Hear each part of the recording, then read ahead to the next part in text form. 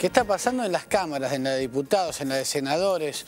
Hoy se aprobó la ley de glaciares, salieron las reformas para el INDEC y me contaron que hubo un revoleo. Yo siempre digo que entre los hombres y las mujeres en las parejas hay dos grandes grupos, los que revolean cosas cuando se pelean y los que no. Parece que hoy apareció el revoleo en la Cámara de Diputados y parece que fue entre gente del mismo bloque, del bloque kirchnerista.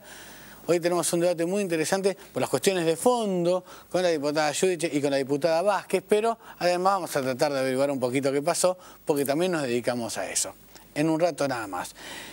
El primero de los temas de la noche tiene que ver con Gustavo Cerati, que hoy cumplió 51 años y que sigue estable en ese estado crítico que ya describimos alguna vez.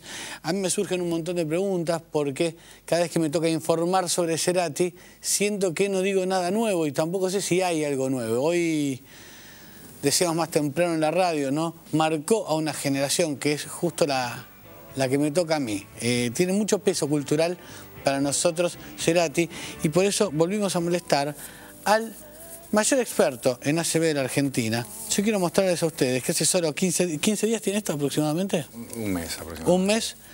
El Vaticano recibió a un médico argentino, para difundir las maneras de prevención del ACV. Porque según tengo entendido, me adelantaba este médico argentino, el Papa tuvo episodios muy parecidos antes de asumir. Entonces está muy preocupado por el tema del ACV y el médico argentino, el mayor experto argentino en ACV, esta noche vuelve a estar con nosotros. Muchas gracias por venir, doctor. No quiero pronunciarlo mal porque la otra vez me equivoqué. ¿Me lo decís vos? Stoll, Conrado Stoll. Conrado Stoll. ¿Y yo como dije la otra vez? No, así sonó bien, catalán. Catalán. Sonó bien. Doctor, gracias por venir. Encantado, ¿eh? Primera pregunta. ¿Cómo se puede describir el estado de Cerati hoy? Más allá de la buena onda que le tiran los fans y yo mismo, clínicamente, ¿tiene chances de volver, que es lo que deseamos todos, un paciente en ese estado? Esto es explicado para la gente y basado de mi parte en lo que he leído en los medios, como todos, yo no lo he visto. Pero la lesión, ya se cumplen casi 3 meses de esa lesión. Él ha estado sin conciencia, sin conocimientos de ese momento y esa es una situación relativamente frecuente si hay un daño muy extenso en el cerebro que afecte las áreas de la conciencia. Entonces uno pasa al coma, que es solo unos días, y después a lo que se llama el estado vegetativo, en que la persona está inconsciente pero tiene ciertas actividades el cuerpo, desde movimientos, ojos que se pueden abrir, pero no percepción, ninguna actividad de los sentidos, digamos, ninguna interacción con el medio, por eso el estado de inconsciencia o estado vegetativo. Si se puede recuperar, todos hemos leído en los medios algún caso que 3 meses después, 6, 1 año, la persona se recuperó. 2 cosas para decir de eso. Uno, que recuperación generalmente es con secuela. La persona que llegara a recobrar algo de conocimiento después de una lesión cerebral tan severa como para tenerla 1 mes, 3 u 8 o más inconsciente, es altísimamente improbable que se recuperara o que recobrara conciencia sin una secuela severa. Y segundo... Es altísimamente improbable que vuelva, que es la manera no médica que tenemos los fans, los que apreciamos al artista. Es muy difícil que vuelva sin secuelas muy severas. Porque uno puede predecirlo. ¿Por qué la persona perdió el conocimiento? Puede ser por traumatismos, puede ser, como en este caso, por un infarto cerebral. Se tapa una arteria, muere tejido cerebral, se inflama y esa propia inflamación, ese edema cerebral es el que lastima las áreas de la conciencia. Uno ya sabe lo que pasó, uno ya sabe el daño que tiene, viendo la resonancia o habiéndolo examinado al principio. Entonces, mínimamente esa persona tiene una parálisis de la mitad del cuerpo, pérdida de la visión en la mitad de su mundo, pérdida del lenguaje, en caso de que recuperara la conciencia, pero de todas maneras en adultos que cumplen 3 meses sin conciencia, causado por una falta de oxígeno en el cerebro, la posibilidad de recuperar esa conciencia es muy baja. A ver, no es que yo estudie mucho, sino que vos me lo explicaste muy bien antes del programa. Hay como 2 grandes líneas de tratamiento, según entendí, para esta clase de cuadros. Una que tiene que ver con un tratamiento llamado licuantes, que me vas a explicar ahora de qué va, y otro que tiene que ver con una cirugía para abrir el cráneo. En el caso de Cerati se optó por esta segunda. Exactamente. ¿Qué significa?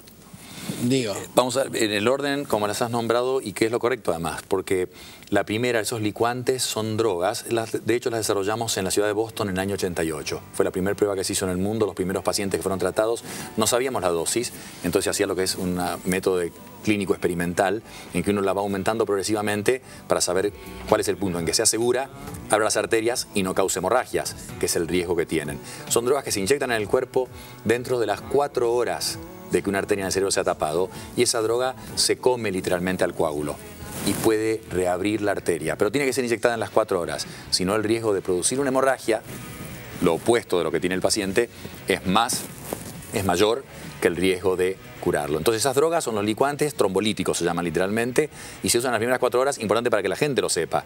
Ante un accidente cerebrovascular, una parálisis, etcétera, acudir lo más rápido al centro más sofisticado posible en que haya chance de que uno reciba este tratamiento. Ahora, no es lo que se decidió en este caso. Entiendo que no recibió esa droga. Ajá. Yo hablé con los médicos a los 3 días. Hablaste con los médicos, pero sí. Fue el día de la cirugía. El día de la cirugía. ¿Y la cirugía cuándo es? En el momento que uno ve que un paciente, y esto se ve en la clínica examinando al paciente y en las fotos del cerebro, sea tomografía o sea resonancia magnética. Cuando uno ve que el infarto es de gran tamaño, o sea que afecta casi toda la mitad de un hemisferio cerebral, casi todo el hemisferio cerebral, una mitad del cerebro, que es lo que pasó en este caso, las probabilidades de que eso se inflame lo suficiente como para apretar partes sanas del cerebro y causar la muerte es muy alta. Tanta que se llama eso infarto maligno cerebral porque tiene un 80% de mortalidad. Entonces, ¿qué hago yo para que ese cerebro inflamado no apriete áreas vitales intactas? Saco lo que lo cubre, saco esa pared que tiene que es el cráneo. Entonces, un grupo de alemanes en Heidelberg, hace no muchos años, piensan en sacar la mitad del cráneo y eso permite la descompresión. Hablábamos hace un rato que potencialmente a Parrado le podía haber pasado eso con su golpe en el accidente en los Andes. Esto se publicó el año pasado en una revista científica. Entonces se saca la mitad del cráneo, eso permite que se descomprima, que la inflamación del cerebro que se ha infartado salga hacia afuera. Y entonces no empuja y no comprime áreas críticas. Por supuesto que la cirugía tiene que ser hecha en el momento perfecto. Si el cerebro ha estado inflamado y ya ha comprimido áreas críticas, probablemente eso es lo que ha pasado en este caso. Entonces no hay recuperación. Si se hace muy temprano, puede ser efectiva. Claro, un ejemplo muy interesante para entender lo que implica esta operación, de qué se trata esto de descomprimir la zona, parece que es interesante, tiene que ver con un trabajo que me enteré, escribiste a propósito de lo que fue la tragedia de los Andes. Me parece que es bueno el ejemplo porque todo el mundo tiene presente aquella tragedia y creo que vos publicaste en una revista científica la explicación sobre por qué había sobrevivido naturalmente una de las víctimas. ¿Es así? Es el que lideró todo el rescate, que es Fernando Parrado. Sí, lo conozco. La idea es que, esto lo publicó Lancet, que es una revista bastante prestigiosa, muy prestigiosa de ciencia, y entonces en el momento del impacto, el golpe de la cabeza contra el fuselaje le fractura los huesos y una tomografía hecha hoy en día, que es la que teníamos para publicación, mostró fragmentos y en el examen se notan fragmentos o fragmentación del cráneo, eso que esto ocurrió a los 19 años. Cuando perfectamente se puede soldar cualquier fractura de cráneo. Sin embargo, hoy se nota esa irregularidad en el cráneo y esas fracturas múltiples que él en todos los libros ha relatado. Sentía mi cabeza partida en 1000 pedazos, en la cabeza, sus amigos le hacían chistes, era como un zapallo la cabeza. Evidentemente se lo fracturó, eso descomprimió. Le salva. Bueno, lo dieron por muerto también. Entonces lo tiraron con cadáveres en la entrada del avión, lo cual le produjo hipotermia. Y el único otro método que protege neuronas contra cualquier daño es la baja de temperatura, tanto es así que se está probando un casco en este momento en Estados Unidos para bajar la temperatura en personas con infarto cerebral. A él la naturaleza le dio ese frío durante los casi 2 días que estuvo a la intemperie y además estuvo deshidratado, no le dieron agua por creer que estaba muerto y la deshidratación es otro tratamiento del edema cerebral. Entonces en el año 72, 30 años antes de que se inventara ninguno de estos tratamientos, la naturaleza en forma casual le dio la descompresión del cráneo, la baja temperatura y la falta de un exceso de agua, una deshidratación relativa, que postulé en esa publicación, que pueden haber contribuido a que él se salvara. Ahora, Conrado, a ver, desde la ética médica hay 2 ideas contrapuestas. Están quienes defienden hasta las últimas instancias mantener al paciente vivo. mantener al paciente vivo a como dé lugar, de cualquier modo y de cualquier manera que esté. Preservar la vida más allá de las consecuencias que tenga o de las posibilidades que tenga de volver, insistiendo con ese verbo, no médico. Por otro lado, hay quienes hablan de insistencia médica, de maltrato médico. Hay también una corriente que dice a veces la medicina se empeña de más y termina siendo un maltrato para el paciente. ¿Cuánto se aguanta a un paciente que tiene un cuadro como el que presenta Cerati? Obviamente es una discusión más que provocativa. Una cosa es el empeño médico en agudo. Hay un paciente, de la edad que sea, en una situación aguda por un traumatismo, por un accidente, por un infarto cerebral, por una hemorragia cerebral, por un infarto masivo. Y el médico, hace una cantidad de estudios y tratamientos que son muy invasivos, muchos de ellos, etcétera. Ahí hay una duda. Acá en lo que estamos hablando, personas en estado vegetativo que pueden pasar 20 años en estado vegetativo. Y ha sucedido muchísimas veces. 20 años. La sobrevida está cortada en una persona que tiene estado vegetativo, pero hay una sobrevida promedio de 10 años. Y el caso de Karen Quinlan, que todo el mundo recuerda, se hizo un juicio, los padres ganaron para sacarle el respirador. Se lo sacaron y así vivió 15 años más sin respirador.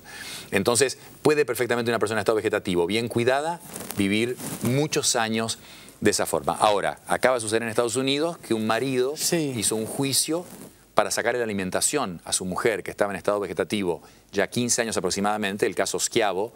Sí, claro, bueno, fue un caso resonante. Sí, y murió. Bueno, él gana, primero el gobernador de Florida, Bush, que es el hermano de Bush, que es hermano de George Bush, el presidente, pero finalmente el marido gana y le sacan alimentación, lo cual implica, obviamente, si uno saca alimentación de una persona, se le sigue dando líquido, pero en un par de semanas la persona muere. Y eso provocó un debate ético, científico. Me acuerdo, lo seguí, aparte lo seguí muchísimo. Por eso te decía que siempre aparecen esas dos grandes tendencias, ¿no? Y dado que sos el mayor experto en esto de la Argentina, Dios, sos el que se reúne con el Papa. ¿Vos qué pensás? ¿Vos qué pensás? No, porque supongo que también, digo, debes tener una mirada religiosa del asunto, si no... Digo, el Vaticano intuyo que no le abre las puertas a cualquiera. Interesantemente, con respecto al Vaticano, es un buen ejemplo de ecumenismo. O sea, yo hice las invitaciones, éramos 15 personas, se invitó supuestamente el mayor experto del mundo en colesterol, el mayor experto del mundo en diabetes, dos cardiólogos de fama mundial, Braunwald y Fuster, todo médico, diría, más que cardiólogos los conocen, etcétera. La mitad eran judíos. Y no hubo ningún, por supuesto, ni requerimiento, ni nada en absoluto. Mirá qué interesante, porque tantas veces aparece la Iglesia marcando con su ideología opiniones científicas que uno tiene, en este caso de manera errónea, el prejuicio. Aquí es al revés, abrió las puertas a la ciencia para escuchar. La primera invitación la tuvimos de Juan Pablo II. Sí, es muy impresionante. Yo lo había visto en Clarín y afortunadamente lo trajeron. Esta foto tiene solo un mes, ¿no? Y que uno de los artistas populares más queridos de la Argentina, ¿no? Más queridos de la Argentina, esté en la situación que está justamente por esta enfermedad que también, de algún modo, preocupa al Vaticano. Digo, me pareció una coincidencia rara. Pero los últimos 4 papas han definido, a mí me invitó el primero Juan Pablo II para definir el tema de la muerte cerebral, que tiene que ver con el estado vegetativo, lo que estamos hablando. Pero los últimos 4 papas han dicho claramente, los temas científicos los definen los científicos, y los definen dentro del Vaticano. Se vive incluso, hay todo un contexto muy único dentro del Vaticano mientras dura el Congreso, y se definen en la Academia Pontificia de la Ciencia, que está dirigida por un obispo argentino, Monseñor Sánchez Orondo, y que fue fundada por Galileo Galilei en 1600. O sea que son temas que se liberan a los científicos para definir. 2 preguntas finales. La primera, yo siempre digo que acá en la Argentina vamos aprendiendo los temas a medida que las noticias van apareciendo, y así supimos sobre derecho tributario con las retenciones, y luego aprendimos de medio con la ley de medios. Sí, esta desgracia que ocurrió y que verdaderamente nos tiene afectados a buena parte de los que conozco de mi edad. Si a partir de esta noticia tenemos que aprender algo. Primera pregunta, ¿siempre tiene este desarrollo tan trágico del ACV? ¿Hay una manera de frenarlo a tiempo, o una vez que el episodio se inicia ya es imparable? La enfermedad cerebrovascular es una enfermedad grave, y tan grave que es la segunda causa de muerte en el mundo, la primera causa de discapacidad en el mundo, la primera causa de pérdida de memoria seria, de demencia en el mundo. O sea, es grave, inevitablemente grave. Pero prevención se puede hacer. Una prevención altamente efectiva que la Organización Mundial de la Salud y los que estábamos en esa reunión, que por eso la hicimos, nos preguntamos por qué no se logra. Se sabe qué hay que hacer, los controles de los factores de riesgo y las cosas que se repiten en innumerables medios muy útilmente siempre. Pero el hecho real es que la mayor parte de la gente no tiene controlada su presión arterial, aún los que estén escuchando en este momento digan, bueno, por suerte yo sí fui a mi médico o yo sí la tengo bien. La mayor parte de la gente en los países de altos, medianos y bajos ingresos no tiene controlada su presión arterial, colesterol, cigarrillo, etcétera. Los factores de riesgo usuales que hemos escuchado tantas veces, diabetes, por supuesto. Pero prevención es lo más efectivo. Te pido disculpas, porque yo claramente tengo colesterol y vos a lo mejor nunca te mediste la presión. Después del corte, las conclusiones del doctor y ya pasamos al debate político. Después un corte muy breve.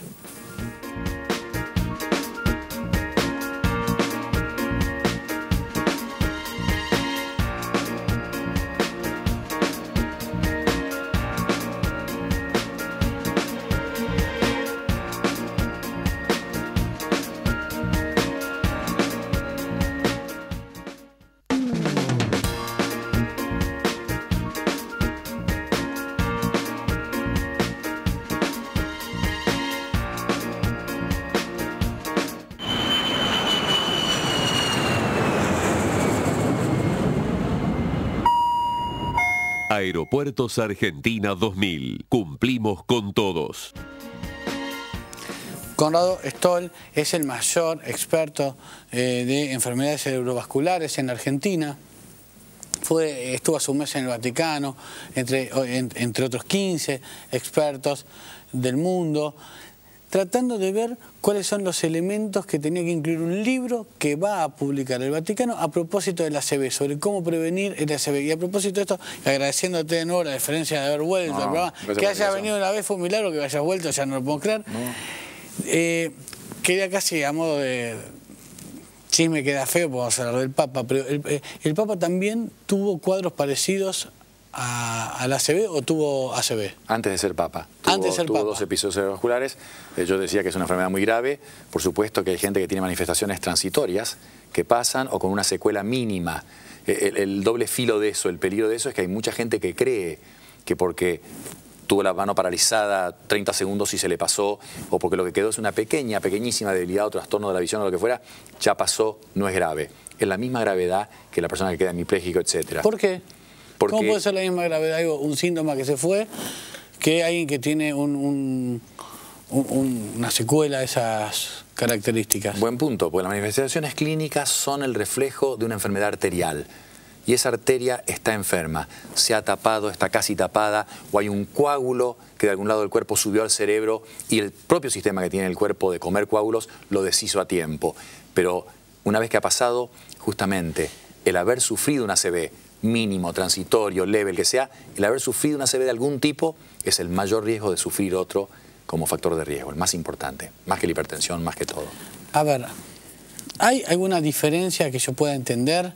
Y en ese sentido me siento parte del público que nos ve, entre un ACV y otra clase de accidentes cardiovasculares que también podrían sintetizarse de ese modo. Digo, ¿lo que tuvo el Papa fue un ACV también? Buena pregunta, y por eso la invitación es buena y me encanta estar, porque esto es lo que se puede hacer, que es educar a la gente. Y una de las conclusiones más importantes de la reunión en el Vaticano fue: hay que cambiar una materia en el colegio, o hay que poner una materia. En vez de que mi hija me hable de la mitocondria, que no sé cuán útil le va a ser, tendría que tener una materia que sea prevención, salud. Cuidado de la salud o prevención, en lugar de anatomía o una variante de eso. Pero eso es lo más fuerte que propusimos, educación desde la infancia. Y perdóname, la respuesta es que es muy simple esto. Estas enfermedades, para que la gente no se confunda, son enfermedades de las arterias. Las arterias se enferman fácilmente por el tipo de vida que tenemos y genética que tenemos todos. Las arterias se enferman. Cuando se enferma la del corazón, eso es un infarto del corazón, una isquemia miocárdica, como lo queramos llamar. Si la arteria que se enfermó es la carótida en el cuello o adentro, las que tenemos adentro del cráneo, que son una cantidad muy grande, eso es lo que se llama, no me gusta el nombre, pero popularmente como accidente cerebrovascular, trombosis, derrame, como quieras. Son enfermedades de las arterias. Es eso, en un lugar o en el otro. O sea, y siempre es ACV. ACV es accidente cerebrovascular. Claro. Cuando la arteria enferma es la carótida, o la bien. de acá para arriba es el accidente cerebrovascular. Si no, esto es infarto de miocardio. Pero los dos son reflejos de enfermedad de arteria. Por eso invitamos 2 cardiólogos de prestigio a esta reunión. Son manifestaciones de enfermedad de las arterias y se previenen de la misma forma. No soy el único gordo de la Argentina, supongo que hay otros. Por tanto, soy buen ejemplo para esta pregunta. Tipo excedido de peso, como yo, que tiene una presión justito. Es decir, puede estar uno arribita de lo que los médicos dicen. No sos un 12-8 clavado, conoces el 13. ¿Es un potencial paciente tuyo? Nosotros tratamos el riesgo de sufrir un evento arterial en el cerebro, en el corazón o en el lugar del cuerpo que sea. El tener un exceso de peso es uno de esos riesgos.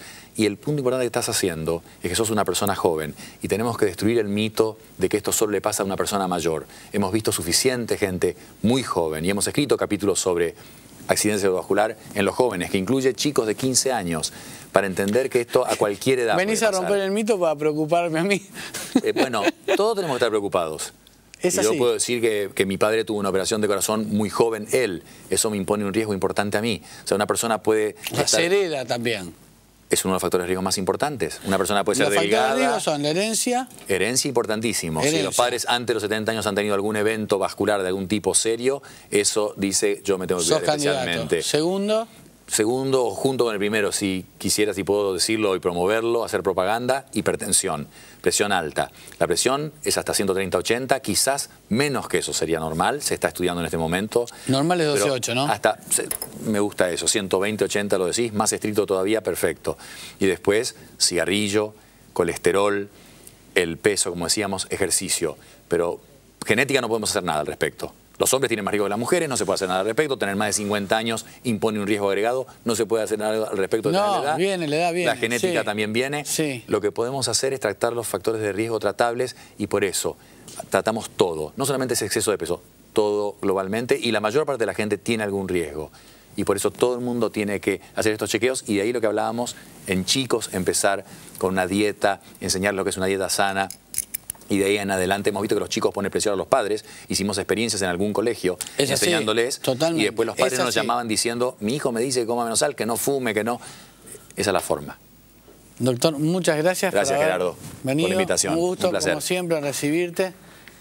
Claramente entiendo mucho mejor esta enfermedad que se hizo noticia, lamentablemente, porque afectó a uno de los artistas populares más queridos de la Argentina. Estoy comunicado ya, después del corte, entonces no lo adelanto hasta que no lo tengo. Después del corte seguro, un debate político muy interesante. Está cambiando el Parlamento. La oposición empieza a encontrarle la vuelta. Hoy salió la ley de glaciares, en el Senado la reforma del INDEC. Hay un nuevo Congreso que desde el oficialismo llaman obstruccionista en el mejor de los casos. ¿Qué está pasando? ¿Qué pasó hoy? ¿Qué implica lo del INDEC? ¿Qué implica lo de los glaciares? Después del corte.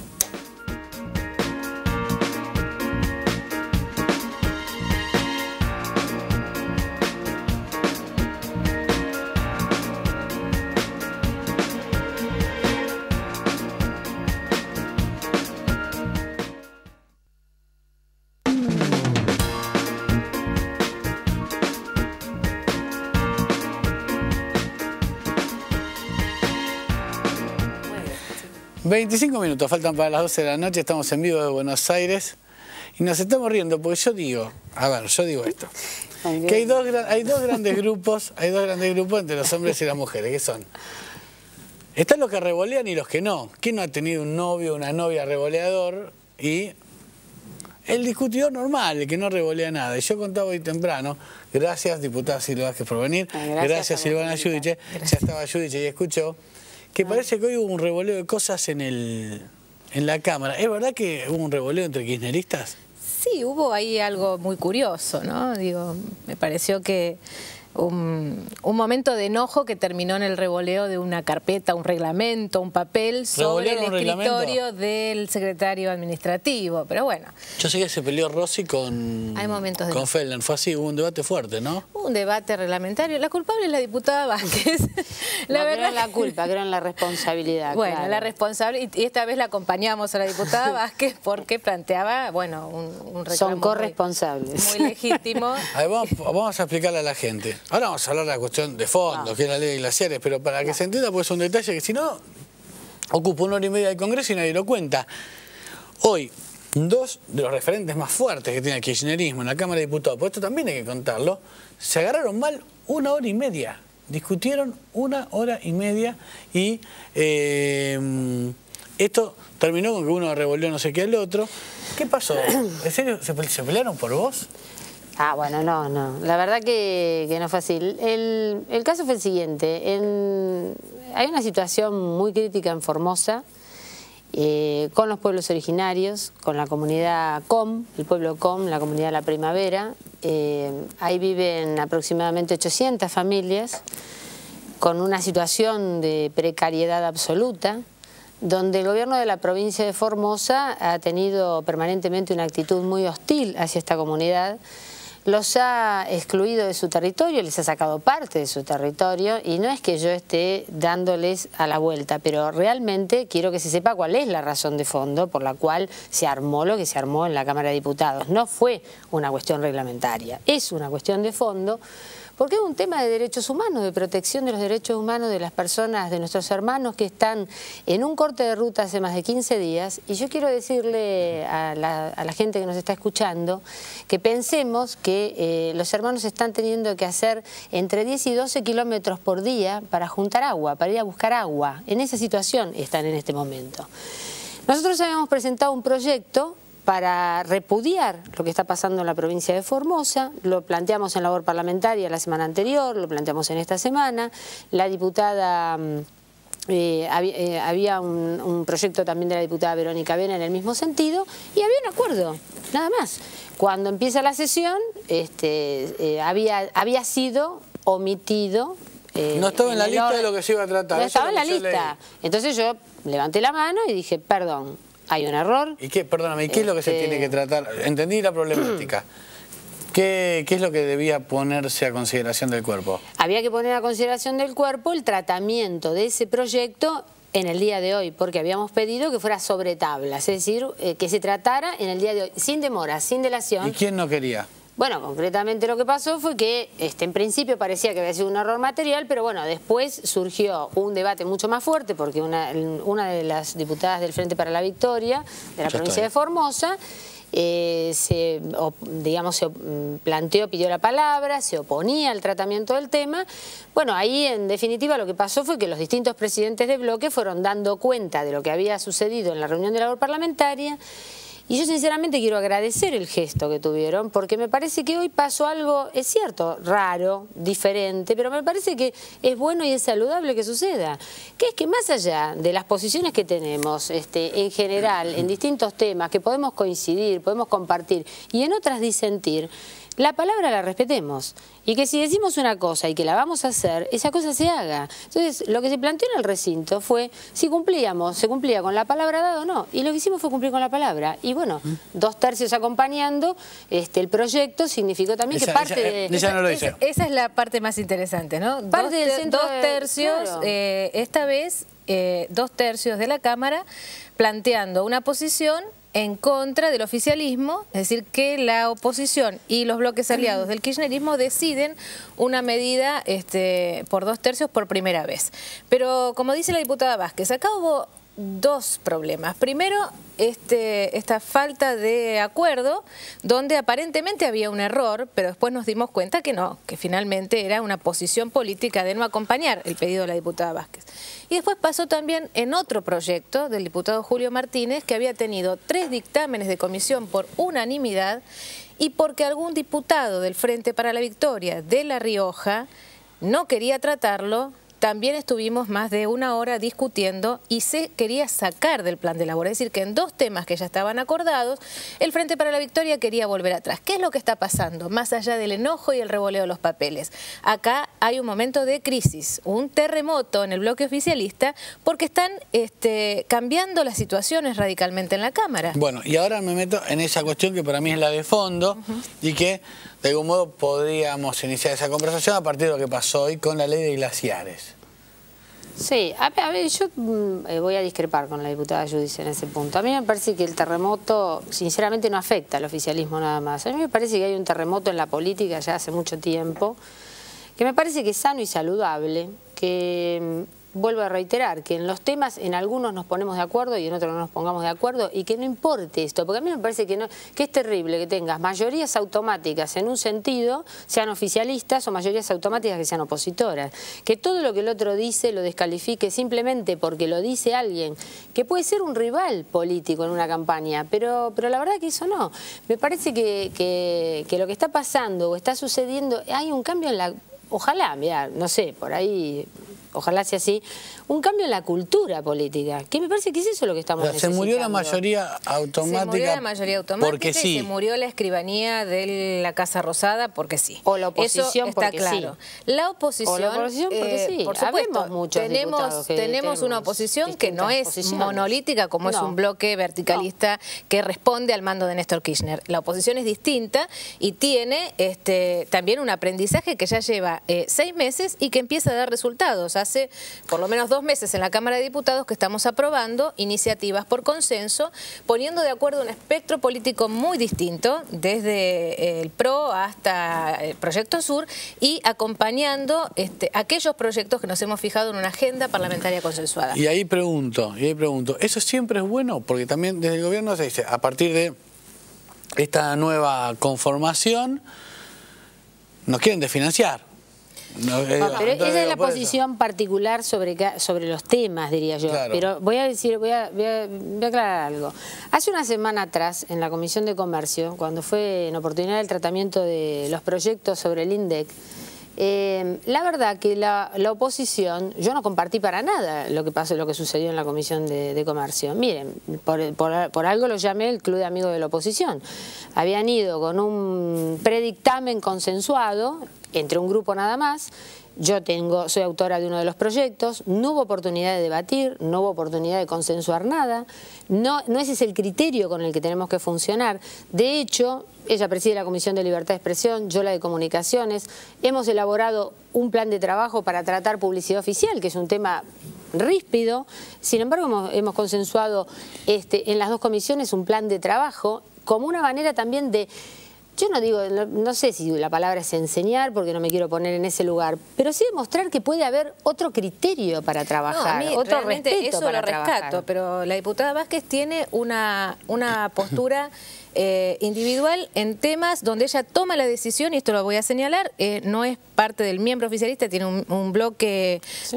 No es del bloque del Frente para la Victoria, sino un bloque personal, y ella toma decisiones. Por ejemplo, hoy, en el tema de los glaciares, Silvia dio quórum. Yo necesito meterme en el tema de la ley de glaciares. Por eso, pero esto no es lo que hace el Frente para la Victoria. Es decir, el tema del INDEC se trató de esa manera porque durante 6 meses bloquearon la comisión y no querían habilitar el tratamiento. Sí. Entonces, la oposición reacciona a algunos temas con estrategias que a lo mejor no nos gustaría tomar, pero que es la única manera de que el Congreso funcione. Creo que es una etapa de transición que terminó y ahora el ritmo de la agenda parlamentaria lo pone la oposición. A mí, bueno, tampoco eso no lo voy a compartir. ¿Por qué? Porque a mí me parece que no hay que reaccionar, que tenemos que responder, y responder al otro no es hacer exactamente lo mismo que el otro. Por ejemplo, sí es cierto que el oficialismo bloqueó el tratamiento del INDEC.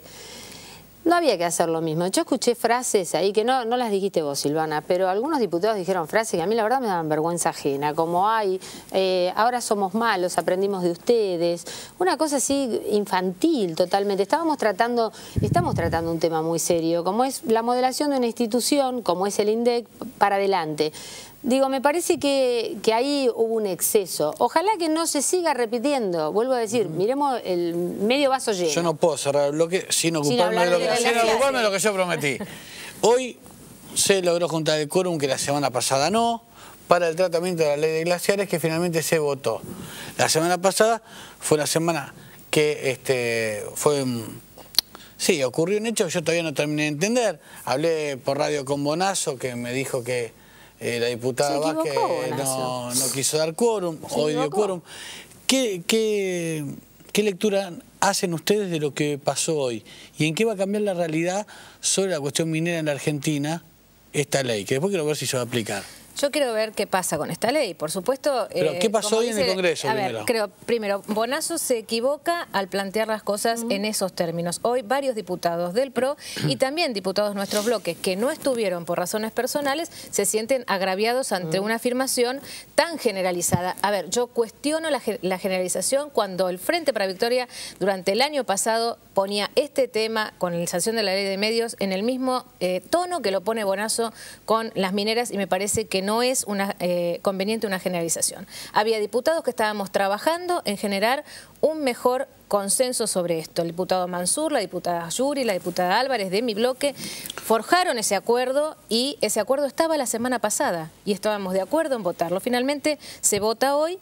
Ahora veremos cuál es el derrotero de este proyecto, pero creo que está claro que a partir de ahora las actividades que comprometen la protección de los glaciares no van a poder ser. Es una ley que protege los glaciares, no que regula la actividad minera, no es lo mismo. No es lo mismo. Exactamente. Sí, yo por suerte tuve la oportunidad en algunos reportajes, alguno que me hiciste vos mismo, por radio, de poder responderle a Bonazo. Y la verdad que Bonazo se equivocó, nos agredió, creo que tuvo una actitud muy destemplada para con nosotros. Yo expliqué en ese momento, estaba en una conferencia de prensa con los indígenas, con los pueblos originarios, peleando por este tema de Formosa. Ahora, ¿quiénes son los que, para que la gente entienda, quiénes sacaron hoy la ley de glaciares? ¿Quiénes son los que la sacaron? ¿Cómo quiénes son? No, ¿quiénes son los que la aprobaron? ¿Quiénes son los que sacaron adelante? Bueno, los bloques del radicalismo, la coalición, Proyecto Sur, el PRO, el Frente para la Victoria no lo acompañó, pero el resto acompañó mayoritariamente la ley, así que en eso no había discusión. Por eso a veces creo que este es un momento para mantener la calma. Es un momento de crisis, que están cambiando algunas cosas, y entonces me parece que la exuberancia o templarse complica los acuerdos. La última pregunta, agradeciéndole a las dos que hayan venido. ¿Cuál es el bolonqui que viene? ¿De qué vamos a hablar la semana que viene? 82% móvil, por supuesto. Tenían pretensión de tratarlo hoy en el Senado, ¿no? Bueno, el Senado por lo menos hoy dio un paso muy importante, que fue el INDEC, y me parece que también se empiezan a ordenar las situaciones en el Senado. Sería bueno que podamos coordinar el esfuerzo para que finalmente todas las iniciativas que comenzaron a tratarse a principio de año con esta agenda parlamentaria que sostenemos desde los bloques de la oposición llegue antes de fin de año con todas las leyes sancionadas. El proyecto del 82% móvil se va a tratar en diputados porque nuestro dictamen contiene básicamente garantizar el haber mínimo en el 82%, pero también el reconocimiento de lo que hay que pagar por el fallo Badaro. Y habíamos acordado eso, se va a impulsar el miércoles que viene y de allí pasará al Senado. ¿Qué vas a hacer ahí? Mira, en el tema del 82% móvil yo no lo comparto. Yo creo que realmente en ese caso hay una situación de desfinanciamiento, se puede provocar una situación de desfinanciamiento. ¿Vos sí ves en el resto de la oposición una intención de...? Bueno, yo tampoco quiero generalizar y no voy a decir que toda la oposición tiene la misma estrategia, pero me parece que sí, que hay un sector de la oposición que realmente puede tener esa estrategia, que es obstaculizar, desfinanciar, sobre todo aquellos que después van a pretender o pretenden o han dicho pretender rebajar las retenciones. Me parece que de todas maneras quisiera agregar a mí me parece que lo importante que pasó hoy, además de los glaciares, yo quiero decir que reconozcamos el derecho al agua como un derecho humano. La protección del agua, en términos de la relación que tiene con nosotros, como un derecho humano. Y lo voy a reiterar porque creo que tenemos que poner en la agenda rápidamente la situación de los pueblos originarios en la Argentina. Hay un compromiso con las comisiones para que lo podamos tratar y me parece que ese reconocimiento al derecho a la propiedad colectiva de la tierra tiene que ser reconocido, tenemos que reconocerlos como personas jurídicas de derecho público.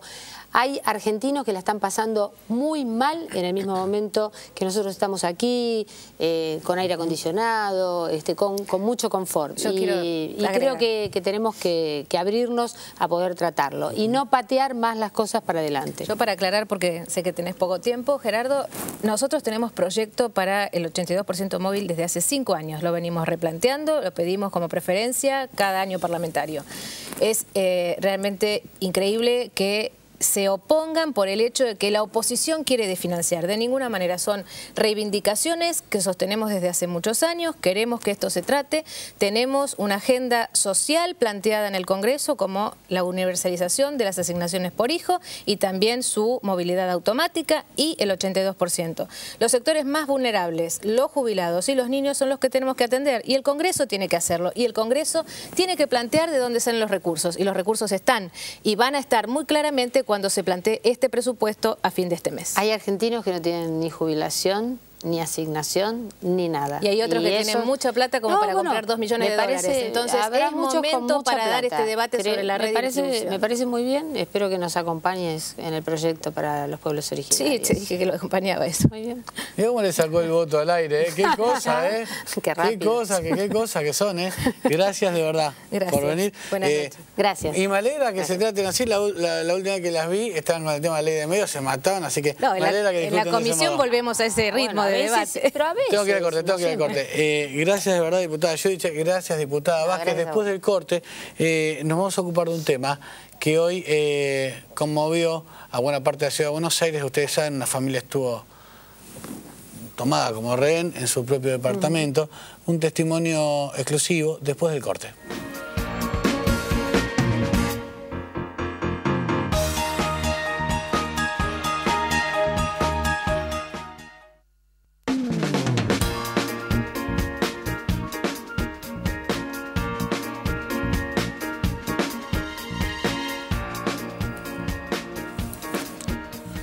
Bueno, una toma de rehenes en Palermo mantuvo la atención durante casi 10 horas y es algo que ocurrió en la calle Arauz, ustedes habrán visto, ahí tenemos algunas imágenes, y acabamos de tomar contacto con Julio Ortiz, que fue uno de los rehenes, y queríamos conocer el otro lado de la noticia. Julio, gracias por atenderme. Gerardo Rossi te saluda. Hola, buenas noches. Buenas noches. Lo primero que quería saber es qué ocurrió. No, entraron a robar acá al departamento cuando estábamos durmiendo y bueno, nada, que exigían dinero que creían que había y no era tal. Y bueno, empezaron a tratar de buscarlo, a exigirnos, y cuando se dieron cuenta que la policía estaba acá en el edificio, nada, trataron de querer escapar de alguna forma, y durante mucho tiempo estuvimos en silencio para que los policías creyeran que acá no había nadie. Bueno, cuando ya la cosa como que se blanqueó, que la policía estaba y que la policía sabía que nosotros estábamos dentro del departamento y los ladrones sabían que la policía también estaba, que estaban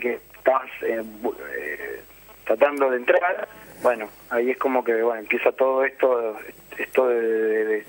del balcón, de salir, de pedir los medios, de querer que venga un fiscal, un juez. Y bueno, en realidad lo que yo te quería decir es que cuando empieza todo esto y llegan los medios, empezamos a ver nosotros en la televisión y las cosas empiezan a ponerse complicadas cuando se escuchan, no sé, gente opinando, diciendo cosas que no eran verdad. Los ladrones se empezaron a poner como locos y en ese momento nosotros sentíamos que nuestras vidas estaban en peligro. Y bueno, justamente te llamo o estoy hablando con vos porque quiero que sepan que los medios con lo que ponen para el rating o para lo que sea o para tener la exclusiva, hacen que las cosas se compliquen más que sea un beneficio, ¿entendés? Claro. Julio, dos preguntas sobre lo que dijiste. Una sobre la crónica de los hechos y otra sobre lo que me contabas al final como tu mirada del asunto. La primera, podemos confirmar, sí, sobre el hecho que estaban mal dateados, se había informado eso, que ellos entraron mal dateados, creyendo que ustedes tenían un dinero que no tenían. Esto es así. Esto es así, exactamente. Esto es así.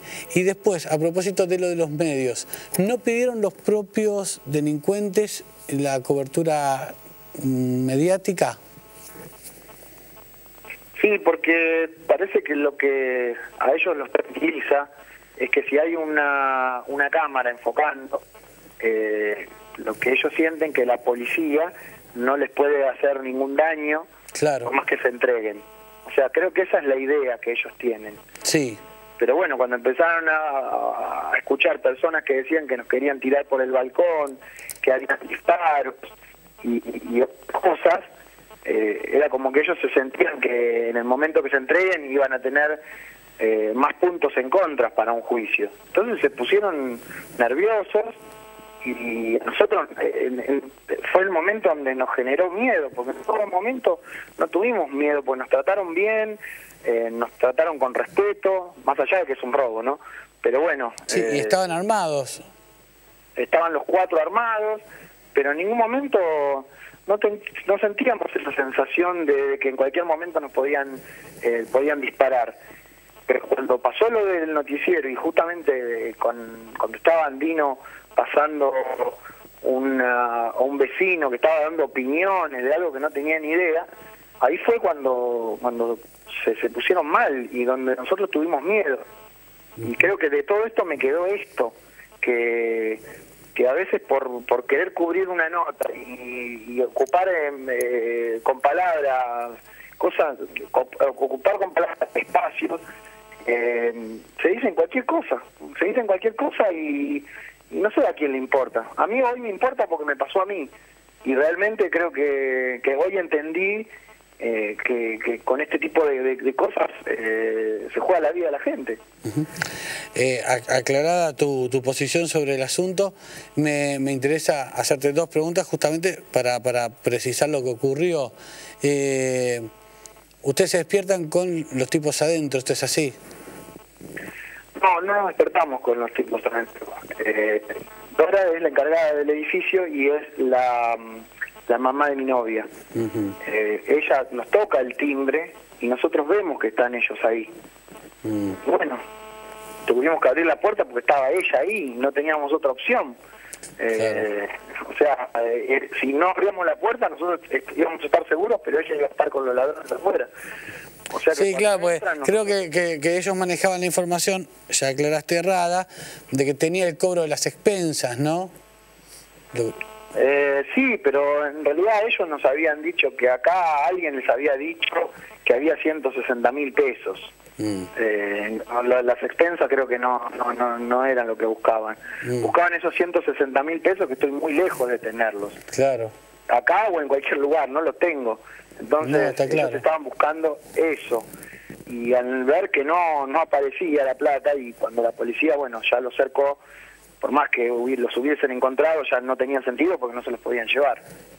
Julio, por último, ¿cómo están ustedes ahora?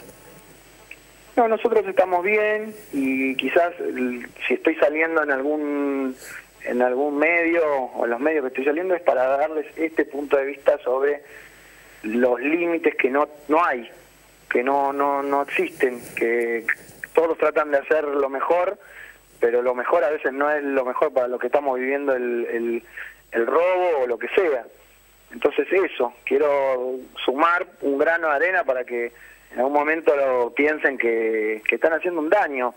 Hay que informar porque sirve y es malo, los ladrones lo pedían. Claro, así empezó también la cobertura y ni siquiera sé, porque no es mi especialidad, si es correcto cubrir un hecho de estos cuando los delincuentes lo piden.